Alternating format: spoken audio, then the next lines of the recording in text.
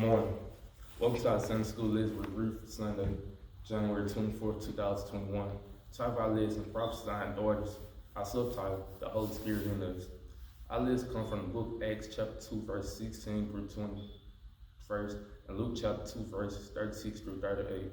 Our key verse, in the last days it will be, God declares that I will pour out my spirit upon all flesh, and your sons and your daughters shall prophesy, and your young men shall see vision, and your old men shall dream dreams.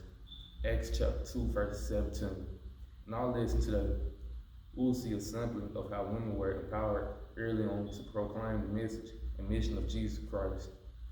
Over the last 2,000 years, the church has evolved into one in which the participation of women in ministry is fundamental to church operations. Today, it is not common for a church to have considerably more women and men in attendance and ministry. All believers, men and women, have a spiritual gift that can be used to help each other and to advance God's kingdom on earth. This gift is assigned to each of us by the Holy Spirit.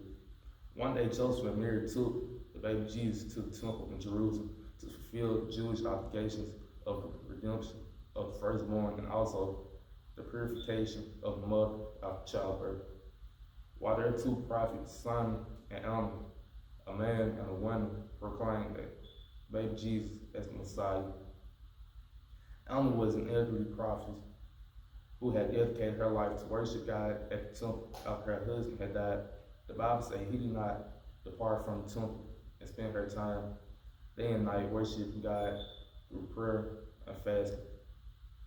When she saw baby Jesus in the temple, she praised the child as the Messiah and proclaimed this to others.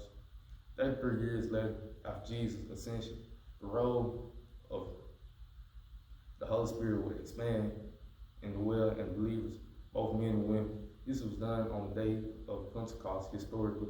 This was a day normally used to celebrate the end of the harvest season, but because of the events on this particular day of Pentecost, it had a new meaning to all believers.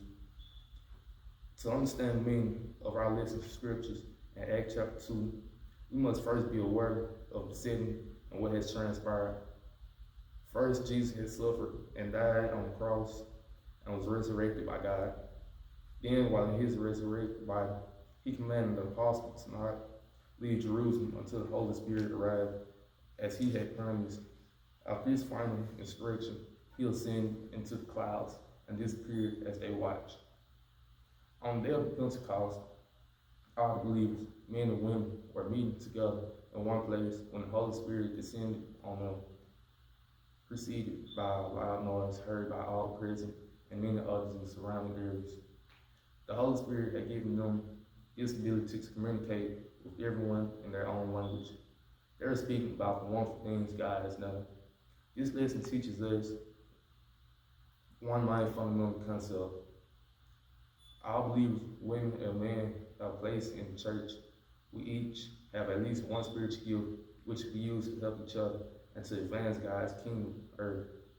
Your gift may be one of wisdom, leadership, teaching, faith, mercy, and service, being a pastor, evangelism, hospitality, missionary, or any one of many other gifts.